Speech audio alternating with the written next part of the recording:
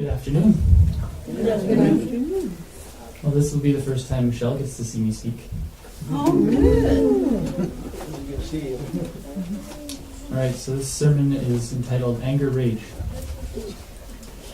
And most people have it.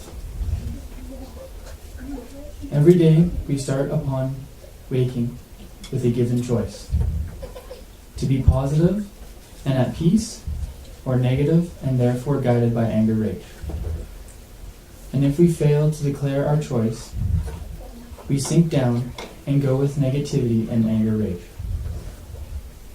Starting a day with negativity and anger rage means that you have rejected your God-given identity in Jesus, and that we should all know by now that without our God-given identity in Jesus, and that we should all know by now that without our God-given identity, we discard our armor, our authority, and our love walk. Therefore, we get attacked. We are frustrated, and we acquire the miserable day that we have chosen.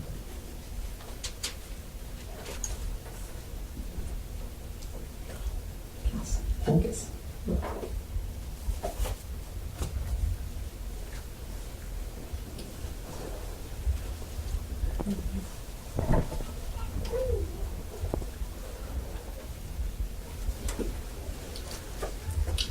I know the procedures because I have lived it out for too many days of my life.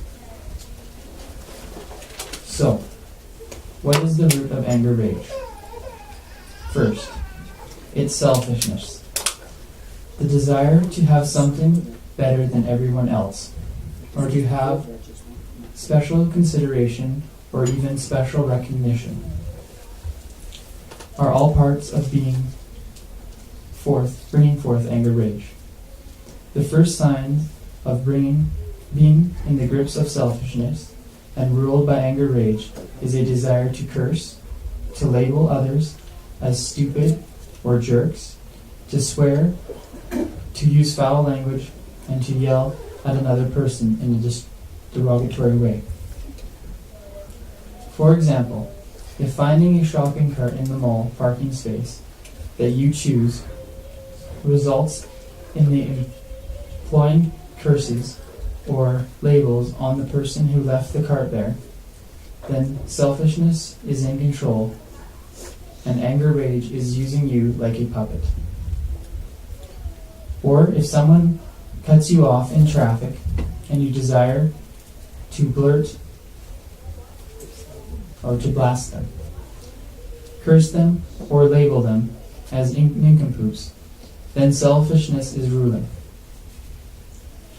Mercy is not being shown, nor is the grace of forgiveness.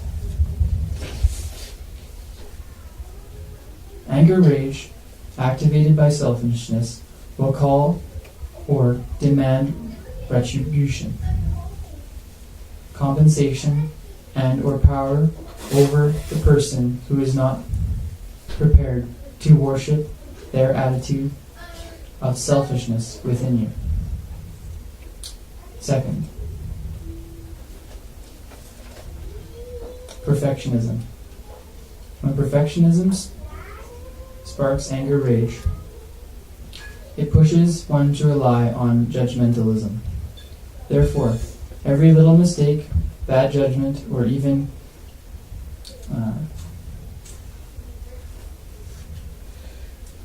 minuscule event is turned from a speck of dust, into a mountain of condemnation. Perfectionism demands everyone and everything to be perfect before it is accomplished or is accepted or enjoyed. When anything can be found to be wrong or put out of place, then anger rage is often released to correct it. Perfectionism will also release gossip, undermining, belittlement, badgering, murmuring, lying, deviation, wishing, hatred, soreness, and legalism. And again, perfectionism will cause selfishness to be activated so that love, mercy, and forgiveness cannot be shown nor received. It becomes nearly impossible to appease someone who cherishes perfectionism because they lock everyone out on the other side of the door due to unforgiveness and judgmentalism. The more people they lock out, the less love they feel, so the more bitter they become in anger rage.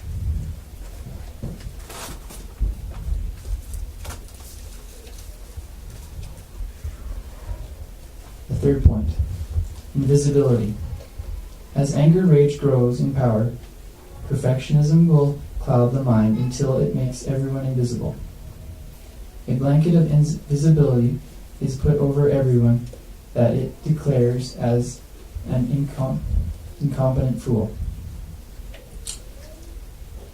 And that will become everyone that he is angry at or impatient with and or to whom he has chosen not to forgive. When anger, rage, and invisibility are active, they cause the person to declare others as hopeless or total losers or total losses or even useless pieces of skin. It becomes an imperative to see only a mistake or shortcoming, a flaw, or the anger rage that exists in another person. For example, Fred sees his younger brother Mark as a total fool. He calls him an angry idiot all the time. Yet Fred, on the slightest provocation, will put his foot through a wall, smash things, hit people, kick his dog, curse, blame, and deliberately defile things due to his anger rage. Now Fred, he's made his anger rage invisible to himself. For he wants to see himself as a kind, loving guy. However, Mark is an angry fool because he throws things and yells. Therefore, Fred's efforts on Mark become invisible, and eventually so does Mark. Invisibility creates walls of denying and huge pits of blaming and condemnation.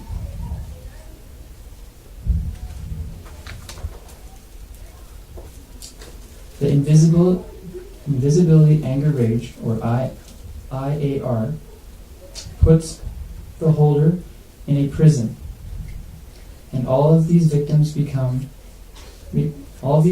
because of bullying language that so readily accompanies it.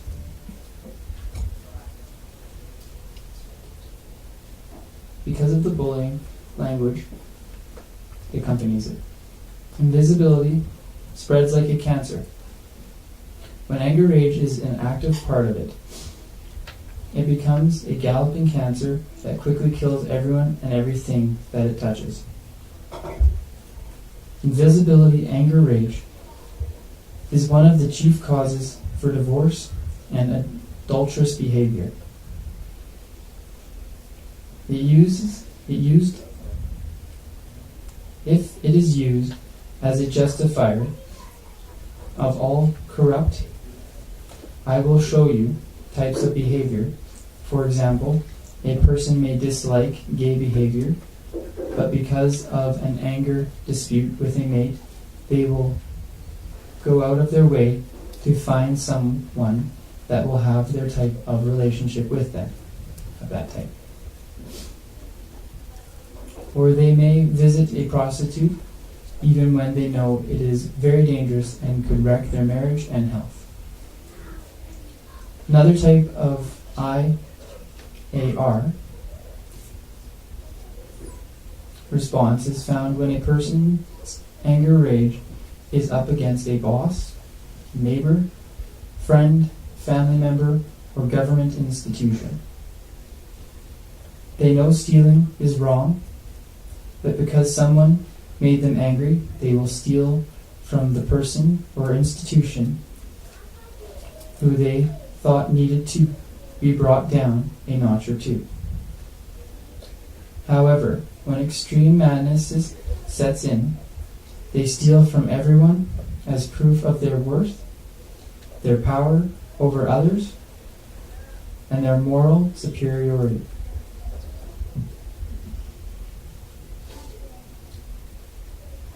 This follows the Roman pagan worship beliefs.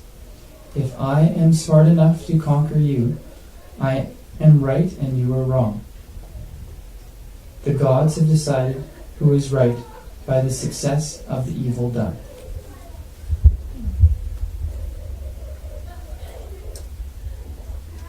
Sounds logical. Point number 4. In the fourth root, in the fourth root, intimidation. A person uses tools of bullying to get their way, regardless of the cost to themselves and others. A. Yelling, screaming, drowning, and monopolizing are the prime starters of bullying. A yelling person is refusing to use logic, common sense, or understanding. They are attempting to push their way on others. A screamer knows they are wrong and refuses to adjust their program to accommodate anyone else but their own elongated scheme.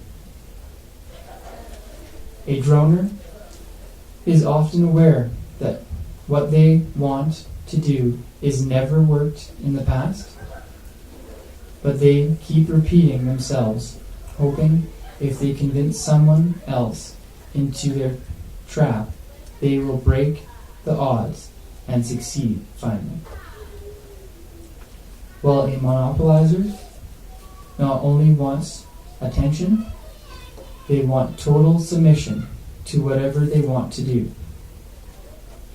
They will proceed all sorts of harebrained justifications, they will produce all sorts of harebrained justifications to wear down all possible oppressions and prevent opposers or facts or even new truths coming to the forefront and upsetting their paradigm or scheme. They will dance only to the beat of their own drum when a waltz has been called for. B. Pouting is the second most common tool used by intimidations. If they don't get their way at the time they deem it or demand it, they go into extended pouting times. No talking to the person whom supposedly offended them for not letting them crush that person they are intimidating. They believe that their pouting will punish their victim into submitting the next time. After all, the victim would have to see how much they suffered to enforce their way. C. The third most common tool is wrapped up in damage, destroying, throwing things, and self-sabotage.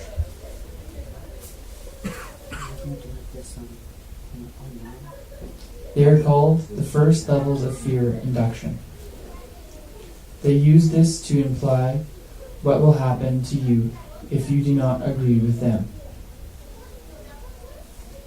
Damage prevents the victim from thinking clearly and seeing the problem in a solution-finding way. Doing damage says, "It's my way or the highway, for you, but not before I damage you painfully." Destroying is a more advanced form of damage. Destroying is an act or something that is valued, is an act on something that is valued to the victim and sometimes even the intimidator. But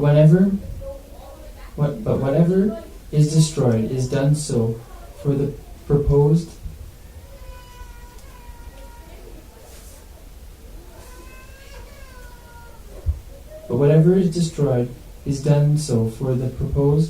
of the oppression and warning what the intimidator's anger will do next time the victim, unless they allow their boundaries to be smashed. Throwing things is the low-level sympathy-seeking ploy to advance the intimidator's selfishness and need for attention. Scott, this is very interesting and revealing, because we were told when we went through the father-hating syndrome that a woman who hated her father had this kind of reaction. They were screamers, and they were mad at their hot fathers because of anger rage. They screamed. So this is really a picture of a woman who hates her father. This is different than a man who hates his father. It's very revealing. Could you just please read that? Throwing things is the lowest level of what? Sympathy-seeking ploy. Okay, thank you. It advances the intimidator's selfishness. Yeah, no, I've seen the screamings up close and personal. In a marriage, it is often done to force a victim or mate into allowing themselves to be raped rather than loved. Self-sabotage.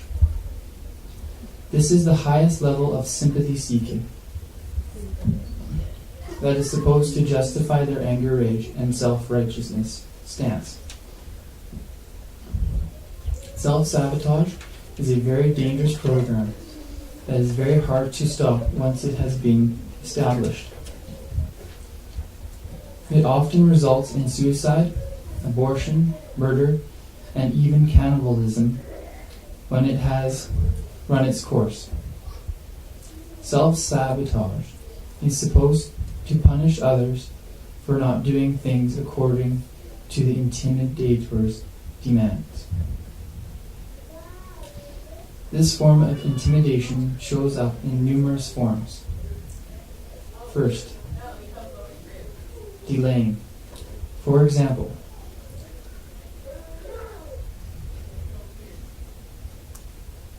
they are always negligent and in pain for bills or other things before the due date because they hate bookwork. Second, sloth. For example, not doing chores like shopping, laundry, or even house cleaning because of latent anger to a parent or mate.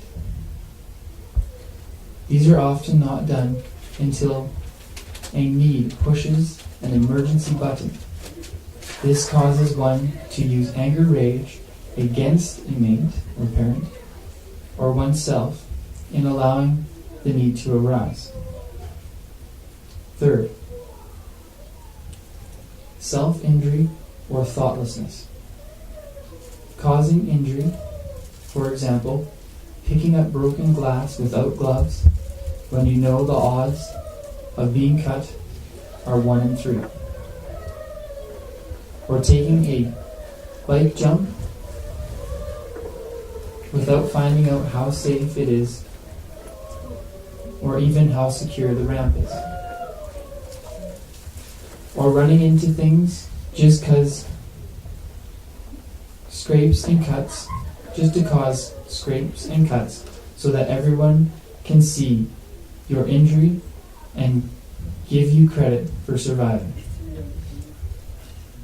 Fourth, forgetfulness. Leaving important work undone is a very common form of self-sabotage. Forgetting to change the oil in your vehicle for 2 years and blaming the manufacturer because your motor blew up. Oh, I forgot. is the most commonly used sign of self-sabotage. It gets even with people who don't want to recognize your anger rage to them and the things they do. Whenever it creates backlash, animosity, or contempt. However, it does create backlash, animosity, and contempt. 5. Debt accumulation. This causes more fights, abuse, charges, and divorces than any other factor. It often first manifests in a need to accumulate distraction toys as a sign to the neighbors that you are achieving the good life. When these fail to fulfill the promised status building needs, then spending sprees or unnecessary luxury goods or hobbies or alcohol and drugs take over. It is no longer trying to keep up with the Joneses, it is trying to outdo them. Therefore, attention and respect are gained from the neighbors and coworkers to help mediate mates and family into seeing what a great person you are, thus proving why everyone else needs to submit to you so that you don't get angry.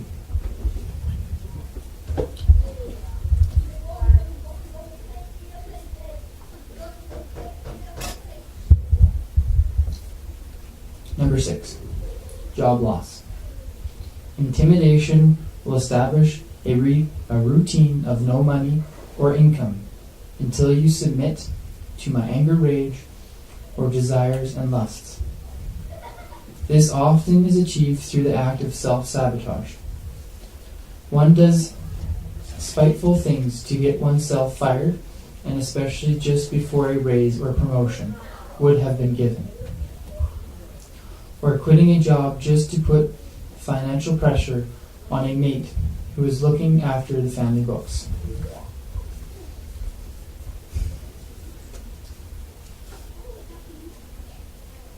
The treat of job loss and no income is seen as the ultimate punishment on a mate and family when the intimidator feels angry about something and is not getting sufficient attention and respect.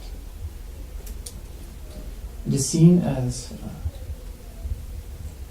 a control mechanism that does not require any mercy, love, or responsibility for the consequences. As it is always someone else's fault. Number 7, gossip. What was it? Sorry? Number 7 is gossip and slander. Oh, gossip, please. The intimidator threatens and then uses gossip and slander as a means of control and forcing their victims to submit to rape and abuse. This is often used by drug addicts to go into pity parties or binges that last for days or even weeks. It is either everyone hates me and speaks evil of me, or it is everyone has it in for me, so I have to perfect myself by getting the last punch in. Gossip and slander are used by intimidation as both defensive and offensive weapons of war. They empower no mercy and every little truth or fact. They employ no mercy and every little truth or fact. Invisibility, anger, rage will never allow a victim to be trusted again once it has been released. A victim will never trust the abuser with invisibility, anger, rage because of the pain caused by the gossip slander. Number 8. Anger, rage, role play. The role player tries to impress people by playing whatever role that they deem necessary to be the center of attention for whoever it deems to be the most important person in the room. They have a tendency to use role-playing to mock, belittle, condemn, and wound mates and children at the times when many people are present. They feel safe in exposing household laundry at those times. For example, Peter enters a group of people and moves to be the lead. He talks authoritatively, and when his wife enters the group, he introduces her with a crude, common, or demeaning joke. This tells everyone in Peter's mind that he is a hero for putting up with such an nincompoop of a wife. His anger is abated by his discomfort and distress. Number 9. Mockery. As a self-sabotaging agent, mockery always shows up when there is suppressed anger, rage, caused by a fear of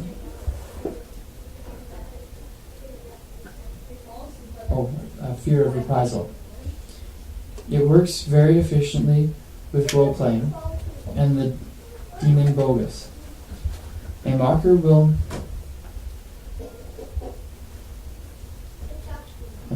belabor the point of how smart or intelligent and how wonderful they are by every little thing they do. This type of intimidation boasting is used against everyone who he is feeling is less important or less valuable or less likely to be able to relate.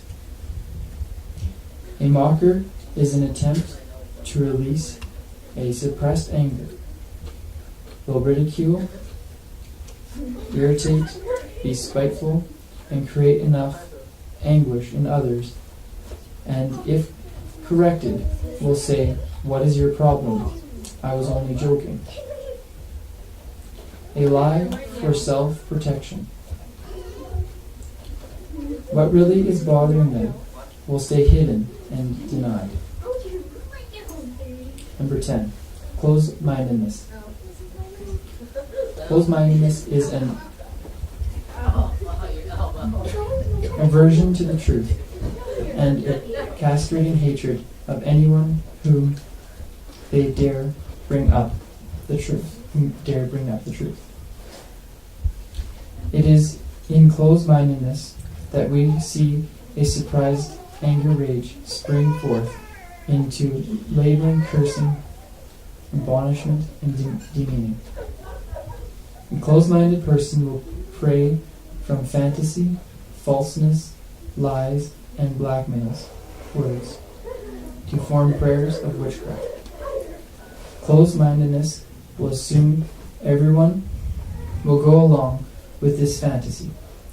They impose wishful thinking as a fact of truth that everyone had better agree with, or this wrath will correct the misunderstanding. A closed-minded person will rely on fables, spiritualism, bigotry, religiosity, traditionalism, and defense as proof of their corrections and another's errors to prove their point. Now, because closed-mindedness has such an adverse aversion to truth, it will attract the demon of disruption and inversion. Disruption does something to self-sabotage. to cause them not to hear the truth, or to mishear what is said. It will invoke chronic episodes of bouts, it will invoke chronic episodes and bouts of screaming to ensure nothing important is heard or understood. Disruption causes 100 to 150 point increase in blood pressure, while inversion will take what is said and twist it so badly that the victim of the assault will always become the cause and effect of the mistrust. This is a portrait of a lot of religious people who are so close-minded. They get mad at you and there's anger. They like to argue about religion and they won't hear your point of view at all. Yeah, they make themselves seem like they're right and you're wrong. Yeah. Just by speaking too much. So, misunderstanding and mistaking misunderstanding and mistaken concept that invasion makes the self-sabotager see and relate to. The victim is always responsible for the action chosen by the self-saboteur, thus justifying the need to go into anger rage and punish the victim for their misinterpretation.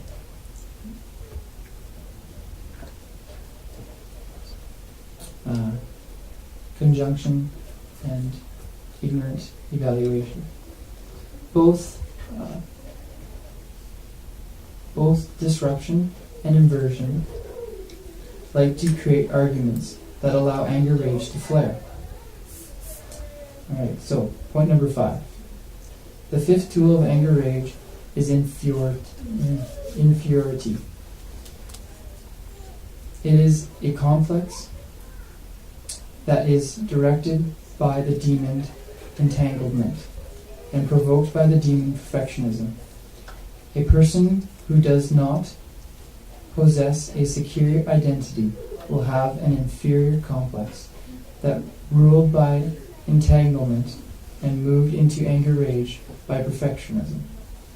This all takes place from their soul and forces them to maintain attributes of pride, selfishness, and fleshly pleasures, seeking in order to avoid dealing with their no identity and its inferiority. The demon entanglement will cause webs, nets, veils, hedges, and even smoke or smog to form on and around persons. This will ensure unteachability.